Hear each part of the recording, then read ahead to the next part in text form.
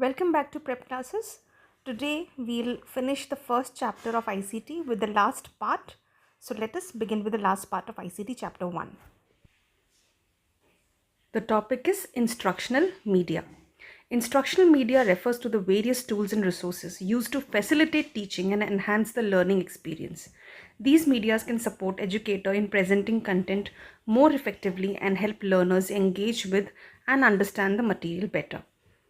Instructional media encompasses a wide range of formats and technologies from traditional print materials to modern digital tools. So, instructional media as the name itself suggest कि instruction देना, किसी बच्चों को instruction कैसे देना है, तो instructional media में क्या आ जाता है, मीडिया के थ्रू बच्चों को इंस्ट्रक्शन देना. तो these media can support educators in presenting content more effectively. पहले जैसे सिर्फ ट्रेडिशनल प्रिंट मटेरियल्स होते थे, चॉक एंड बोर्ड होता था. आजकल बहुत सारे मीडियाज़ यूज़ होते हैं, बहुत सारे मीडियाज़ यूज़ होते हैं फॉर प्रेजेंटिंग द कंटेंट. जो कंटेंट टीचर दिखाना चाहता है तो उसको किस वे में, किस तरीके से, किसके थ्रू दिखाते हैं, उसको बोलते हैं instructional media. Then types of instructional media. अब इंस्ट्रक्शनल मीडिया के कितने टाइप्स हैं. पहला है प्रिंट मीडिया. प्रिंट मीडिया में आ जाता है टेक्स्ट बुक में प्रिंट्स रहते हैं, तो comprehensive books that cover the subject matter. Work books रहते हैं जिसमें प्रैक्टिस सेट्स रहते हैं. हैंडआउट्स रहते हैं, जैसे टीचर्स प्रिंटेड मटेरियल्स देते हैं आप लोगों को पढ़ने के लिए. पोस्टर्स एंड चार्ट्स रहता है जो कि बच्चों के लिए बहुत आई कैचिंग होता है और अंडरस्टैंडेबिलिटी उसमें ज़्यादा होता है. फिर आता है ऑडियो मीडिया. ऑडियो में आ जाता है लेक्चर्स एंड पॉडकास्ट. आजकल हम लोग जानते हैं क्या होता है, पॉडकास्ट भी ऑडियो मीडिया में आ जाएगा.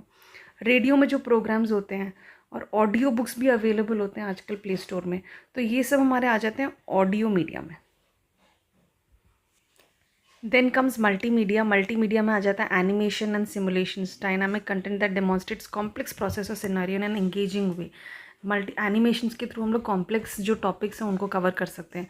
वर्चुअल रियलिटी, जैसे हम लोग it comes like a specs, you have to wear it and you can see everything and it seems as it everything is original. तो वो जो वर्चुअल एक्सपीरियंस होता है वो बहुत अच्छा होता है.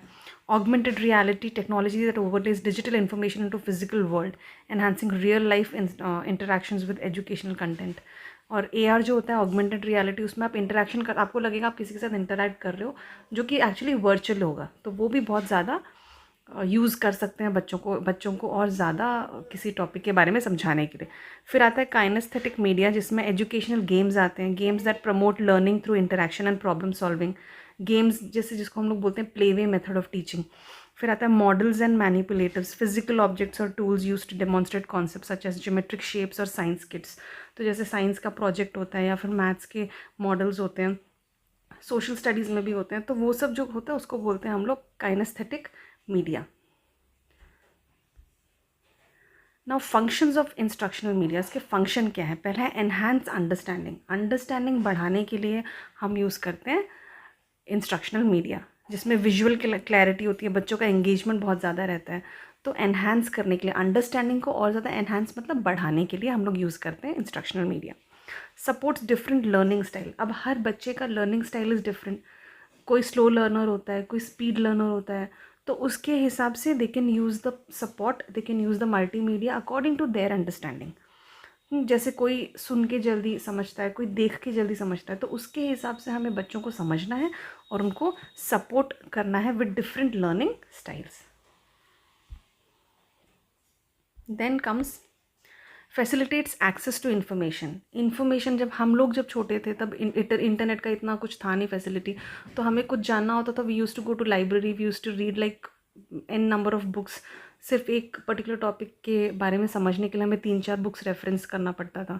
अभी क्या है, सब कुछ ऑनलाइन अवेलेबल है, तो उसको एक्सेस करने में ईजी होता है. इन्फॉर्मेशन को लोग बच्चे आराम से एक्सेस कर लेते हैं और कहीं पे भी कर लेते हैं. पार्क में बैठ के लैपटॉप ले जाते हैं, फ़ोन में कर लेते हैं, तो उनका हमेशा एक्सेस रहता है. Aids in assessment and feedback. एक तो असेसमेंट जैसे इंटरैक्टिव टूल्स होता है ये, प्लस तुम्हारा क्या प्रोग्रेस हुआ है वो भी तुम तुरंत जान सकते हो. अभी जैसे एक टॉपिक पढ़ा ऑनलाइन, फिर उसमें टेस्ट सीरीज़ भी दे देता है, तो तुम फटाफट टेस्ट दे दोगे और तुम्हें तुरंत फीडबैक मिल जाएगा कि तुमने कितना प्रोग्रेस किया है. Encourages active learning. Active learning क्यों रहता है कि बच्चे बहुत इंडल्ज्ड रहते हैं, क्योंकि इतना कलरफुल होता है मीडिया, पिक्चर्स होते हैं, वीडियोज़ होते हैं, इंटरेक्शन बहुत ज़्यादा होता है, पार्टिसिपेशन बहुत ज़्यादा होता है, तो एनकरेज करता है एक्टिव लर्निंग में।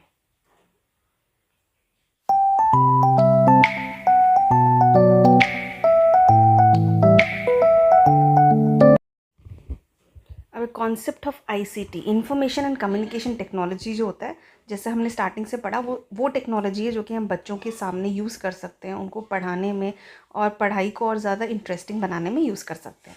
उसके इंपॉर्टेंस क्या है? एक्सेस टू इन्फॉर्मेशन, जैसे मैंने अभी बताया। एनहांस्ड कम्युनिकेशन, कम्युनिकेशन स्किल भी ग्रोथ होता है। इम्प्रूव्ड लर्निंग होता है क्योंकि सब कुछ उनके लिए अवेलेबल रहता है।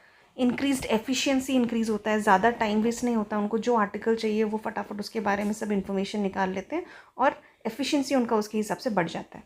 इकोनॉमिक ग्रोथ कैसे होता है? Facilitates business operation, innovation and market expansion. We all know that इन सब चीज़ों के लिए भी इंटरनेट, इन सब के लिए भी multimedia is very important, starting from advertisement to selling of any product.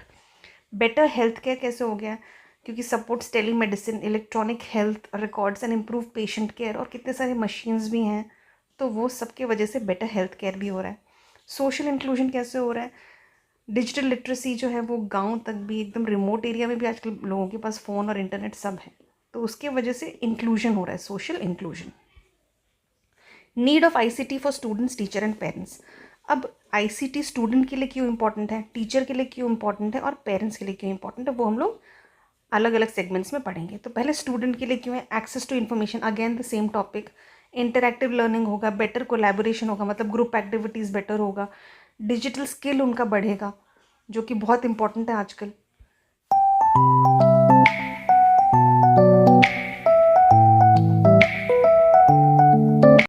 For teachers, effective teaching tool है। टीचर्स को एक बहुत ही इफेक्टिव टूल मिल गया है कि वो आराम से बच्चों को पढ़ा सकते हैं, बच्चों के साथ बेटर कम्युनिकेशन होता है, डेटा को मैनेज कर सकते हैं, बच्चों के ग्रेड्स, अटेंडेंस, सब कुछ आजकल ऑनलाइन कर सकते हैं। प्रोफेशनल ग्रोथ उनका होता है क्योंकि वो अपडेटेड रहते हैं नए नए इन्फॉर्मेशन से। एंगेज स्टूडेंट्स को आराम से मल्टीमीडिया के थ्रू एंगेज करके रख सकते हैं। अब पेरेंट्स के लिए कैसे इंपॉर्टेंट होता है? वो इन्फॉर्म्ड रहते हैं बच्चों के प्रोग्रेस के बारे में, अटेंडेंस के बारे में, होमवर्क के बारे में, और क्लासेस में क्या चल रहा है क्या नहीं चल रहा है। Support learning, provide tools and information to help parents support the child's education at home. वो इंटरनेट के हेल्प से, वो मल्टीमीडिया की हेल्प से बच्चों को घर पे भी हेल्प कर सकते हैं पढ़ाने में। कन्वीनियंट कम्युनिकेशन होता है टीचर्स और स्कूल के बारे, टीचर्स के बीच में और पेरेंट्स के बीच में। Parenting support offers resources and tips to help parents support their child's learning and development. कितने सारे प्रोसीजर, कितने सारे स्किल डेवलपमेंट, सब कुछ ऑनलाइन अवेलेबल है जो कि पेरेंट्स भी यूज़ कर सकते हैं।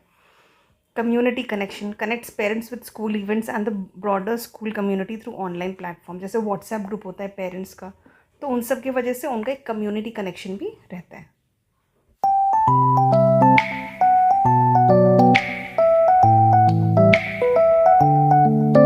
Strength and weakness of ICT क्या है? स्ट्रेंथ क्या है? Again the same topic, enhances access to information. सबको पता है कि वो हमारा एनहांस करता है access. Interactive and engaging in learning, engaged learning होता है, बच्चे उसमें बहुत ज़्यादा इंटरैक्ट भी करते हैं, बहुत पार्टिसिपेट भी करते हैं। पर्सनलाइज्ड लर्निंग है, बच्चे अपने हिसाब से पढ़ सकते हैं, उनको क्लास में अगर समझ भी नहीं आया तो वो घर जाके मल्टीमीडिया की मदद से अपने स्ट्रेंथ के हिसाब से, अपने उनके लर्निंग एक्सपीरियंस के हिसाब से वो पढ़ सकते हैं। इम्प्रूव्ड कम्युनिकेशन एंड कोलैबोरेशन होता है, कम्युनिकेशन भी बढ़ता है और बच्चों का ग्रुप एक्टिविटी में भी बहुत हेल्प हो जाता है। एफिशिएंट डेटा मैनेजमेंट, डेटा को अच्छे से मैनेज करके रख सकते हैं। इवन बच्चे अगर कुछ प्रेजेंटेशन बनाते हैं, कुछ नोट्स बनाते हैं, उसको भी वो लोग मैनेज करके रख सकते हैं। वीकनेस क्या है आईसीटी का? डिजिटल डिवाइड, मतलब students from low income facility में लैक एक्सेस टू कंप्यूटर्स और high speed internet, affecting the ability to participate fully in digital learning. भले ही रिमोट एरियाज़ में इंटरनेट का कनेक्शन दिया गया है, बट कहीं कहीं क्या होता है कि इतना अच्छा इंटरनेट, हाई स्पीड इंटरनेट नहीं होता है, इस वजह से एक गैप आ जाता है लर्निंग में। टेक्निकल इश्यूज़ होते हैं, कितने सारे हार्डवेयर सॉफ्टवेयर माल फंक्शंस होते हैं, कनेक्टिंग का प्रॉब्लम होता है कितने जगह, इवन अच्छे अच्छे जगह में हो जाता है, रिमोट एरिया में तो 100% होता होगा। तो उस वजह से भी बच्चों के लेसन्स में बहुत इंटरप्ट होता है, वो पढ़ नहीं पाते हैं। सोचो गूगल मीट के थ्रू टीचर पढ़ा रहे हैं, कुछ बच्चे ऐसे जगह में रहते हैं जहाँ पे कनेक्शन का बहुत प्रॉब्लम है, और कुछ बच्चे ऐसे जगह में रहते हैं जहाँ कनेक्शन का कोई प्रॉब्लम नहीं है, तो उनके बीच में भी एक गैप आ जाता है। ओवर रिलायंस ऑन टेक्नोलॉजी, ये सबसे बड़ा प्रॉब्लम है आजकल कि बच्चे बहुत ज़्यादा ही रेलिवेंटली, बहुत ही ज़्यादा ही रिचुअली इंटरनेट को यूज़ करने लगे हैं। हर चीज़ में उनका पूरा डिपेंडेंसीज ऑन एआई, पूरा डिपेंडेंसीज ऑन इंटरनेट। कुछ भी क्वेश्चंस, कुछ भी होमवर्क तो फटाफट इंटरनेट से निकाल के वो लोग लिख लेते हैं। तो इससे उनका क्रिटिकल थिंकिंग का जो स्किल है, अपने आप सोच के लिखना, वो बहुत ज़्यादा कम हो गया है। पहले ट्रेडिशनल मेथड में क्या होता था कि हम लोग सोच के लिखते थे, लेकिन आजकल बच्चे सीधा कॉपी करके लिखते हैं। तो इस वजह से ओवर रिलायंस हो गए टेक्नोलॉजी के ऊपर। प्रिवेसी एंड सिक्योरिटी कंसर्न बहुत ज़्यादा है। साइबर अटैक्स होते हैं, डेटा सब लीक हो जाते हैं, तो उसका भी बहुत ज़्यादा डर रहता है। Distraction and misuse. पढ़ते टाइम भले ही बच्चे स्टार्ट करते हैं स्टडीज़ से, वो स्टडीज़ आधे घंटे में FB, फेसबुक, इंस्टाग्राम और धीरे धीरे यूट्यूब वीडियोस, इन सब की तरफ चला जाता है। वो लोग पढ़ते पढ़ते डायरेक्ट वहाँ चले जाते हैं, उनका डिस्ट्रैक्शन हो जाता है और कितने बच्चे उसका मिसयूज़ भी करते हैं, जो कि गलत है। Skill gaps among educators. Not all educators may have the necessary skill or training to effectively integrate the ICT tools in their teaching. ज़रूरी नहीं है कि सारे टीचर्स इतने ज़्यादा मतलब ट्रेंड हों कंप्यूटर्स यूज़ करने के लिए, टेक्नोलॉजी यूज़ करने के लिए। तो इस वजह से टीचर्स को भी बहुत स्ट्रगल करना पड़ता है, बच्चों को सही से नहीं पढ़ा पाते हैं, क्योंकि वो लोग भी उतने कॉन्फिडेंट नहीं होते, उनको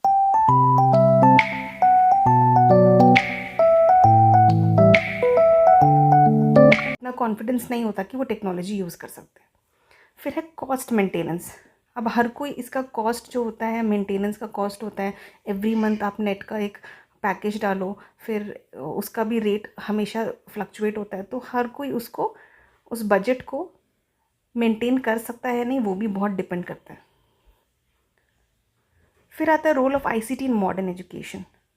मॉडर्न एजुकेशन में रोल क्या है ICT का? ICT can play the same role in our information and communication process and their outcome as played by other technologies. The ICT has been developing very rapidly nowadays. In order to balance this, the whole education system should be reformed and it should be integrated into educational activities. ICT and their role have a tremendous potentiality of serving its cause and helping people connected to the process and product in number of ways. अब role क्या है, हम लोग एक पढ़ेंगे कि उसने किस तरीके से मॉडर्न एजुकेशन में हेल्प किया है। Enable students to demonstrate achievement in ways which might not be possible with traditional method. कितने सारे अचीवमेंट्स उनके इसलिए होते हैं क्योंकि वो टेक्नोलॉजी का यूज़ करते हैं, जो कि अदरवाइज पॉसिबल नहीं होता। ICT में help student to satisfy the urges of curiosity. उनका क्यूरियोसिटी होता है आजकल बच्चों का कुछ नया चीज़ जानने का, तो ICT उनको हेल्प करता है। जो टेक्नोलॉजी होता है वो उनको हेल्प करता है।